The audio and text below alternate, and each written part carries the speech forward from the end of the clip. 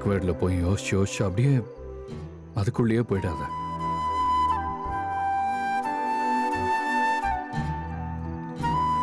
இந்த பழைய விஷயங்கள், இந்த அக்ரிமெண்ட், இதெல்லாம் தூக்கி போட்டு எரிச்சிடணும்.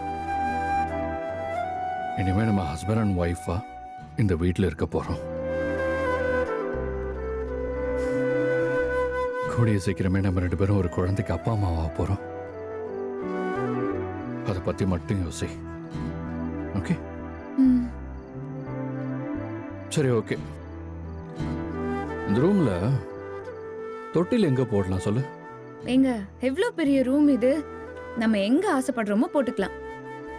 நான் சின்ன பிள்ளையா இருக்கும்போது எனக்குன்னு யூஸ் பண்ண தொட்டில் இன்னும் இந்த வீட்டில் தான் இருக்கா. ஓ, அதையே யூஸ் பண்ணிக்கலான்னு பாட்டி சொன்னாங்க. எதுக்கு பழசை யூஸ் பண்ணிக்கிட்டுன்னு நான் தான் புதுசா செய்ய சொல்லியிருக்கேன் பாட்டிகிட்ட.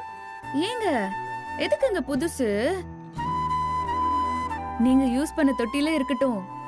அது ஒரு மாதிரி ஜெனரேஷனா அப்படியே தலைமுறை தலைமுறையா யூஸ் பண்ணோன்னு நம்ம பாப்பாவும் வளர்ந்த பிறகு அதுவும் சொல்லும்ல. அப்படியா சொல்ற? ஆமா, அது எவ்வளவு பெரிய சென்டிமெண்ட், எமோஷனு.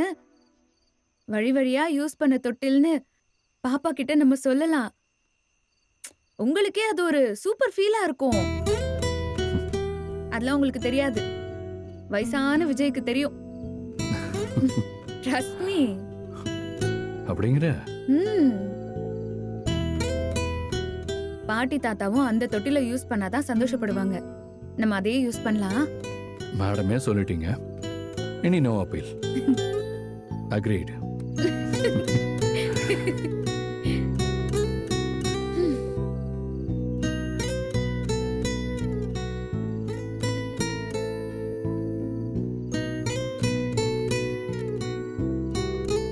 காவேரி, இனி இந்த வீட்டை விட்டு கிளம்ப மாட்டியே? ஏங்க என்னங்க கேள்வி இது? மாட்டேன்னு மட்டும் சொல்லு. மாட்டேங்க.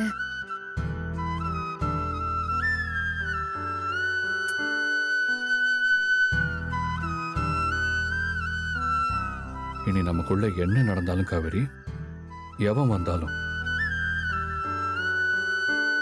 யார் நம்ம குறுக்க வந்தாலும், நம்ம எக்காரணத்தை கொண்டு பிரியக்கூடாது.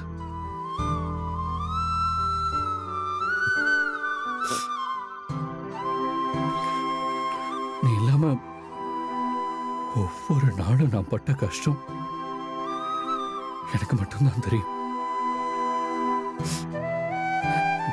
இதுக்கு மேல நான் மறுபடியும் பிரிஞ்சு வாழணுங்கிறதெல்லாம் என்னால யோசிக்கவே முடியாது காவேரி.